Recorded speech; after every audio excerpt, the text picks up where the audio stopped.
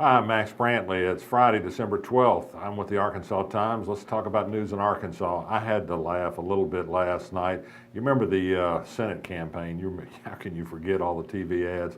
And Tom Cotton's ads talking about how often Mark Pryor and other Democrats voted with Barack Obama and Nancy Pelosi. Well, last night Tom Cotton voted with Nancy Pelosi.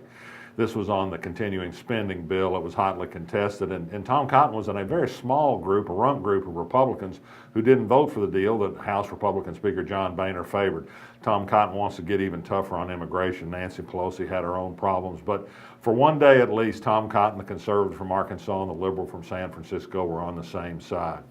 Interesting story developing in Searcy. A young man went into the Searcy Walmart a week or so ago with a pistol packed openly on his side. A state police officer said he couldn't come in with it, carrying it openly. He said, "I've got a concealed carry permit and the law allows me to carry it." State police said, "No, sorry, you're going to have to leave." When the young man tried to come back again and explain that it was okay to open carry, he lost his concealed carry permit. He's very unhappy about his complaint to the state police. The state police is considering filing a charge of open carry of a weapon, which in theory used to be illegal in Arkansas. You may know that in 2013, a law was passed supposedly to fix some ambiguities in the law about carrying a weapon on a journey. People who advocate open carry said the law legalized open carry, even though another bill that session to allow open carry failed. The Attorney General said that's not the case. Open carry is not legal. Walmart is dancing a fine line, saying we'll let guns in our stores if you're legally permitted to carry them. But are you legally permitted to carry an open gun? That's the question. If a charge is filed in this case, perhaps we'll get a court ruling. I've suggested that the 2015 legislature ought to have an up or down vote on a clean bill on whether or not to allow open carry, and we'll settle this question once and for all. Elsewhere, the Attorney General's Office of Arkansas issued an opinion today to clear up a question Eddie Joe Williams had asked.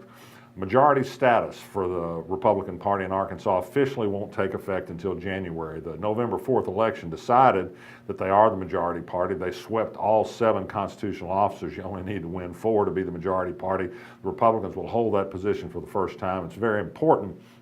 It means the party will appoint 2 of the 3 county election commissioners in each of the 75 counties. Those election commissions can have important impact on voting hours, early voting, where polling places are, that sorts of thing. The Attorney General, however, said that the commissions don't reorganize until January, so the partisan changeover won't be completed until then. From Fayetteville, Alderman Matthew Petty says he will try again to pass a civil rights ordinance in Fayetteville. He'll bring together a group of people, including business and religious people, probably come up with a slightly different idea, see if we can come to a meeting of the minds on protecting the civil rights of LGBT people in Fayetteville. This will test those who say they really are against discrimination. They just thought the other ordinance went too far. Meanwhile, Senator Bart Hester, who's not from Fayetteville, but who wants to preserve legal discrimination against gay people, says he will propose a bill in the legislature that will prohibit cities from passing local civil rights ordinances. The legislature likes local control, except when they don't like the way locals control things, such as when they took home rule away on guns.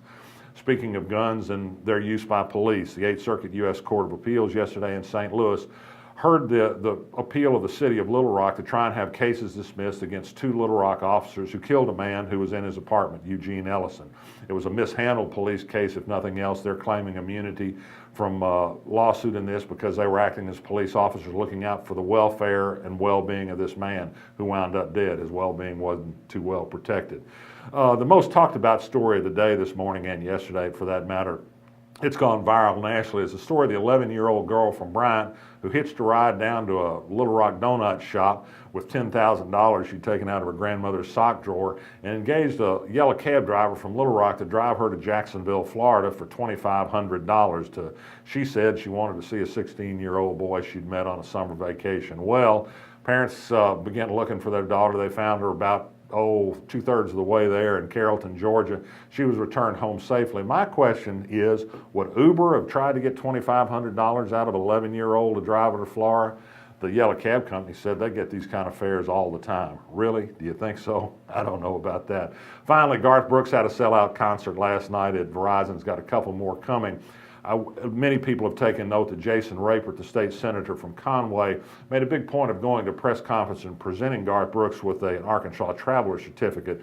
A lot of people took note because Jason Rapert is anti-gay.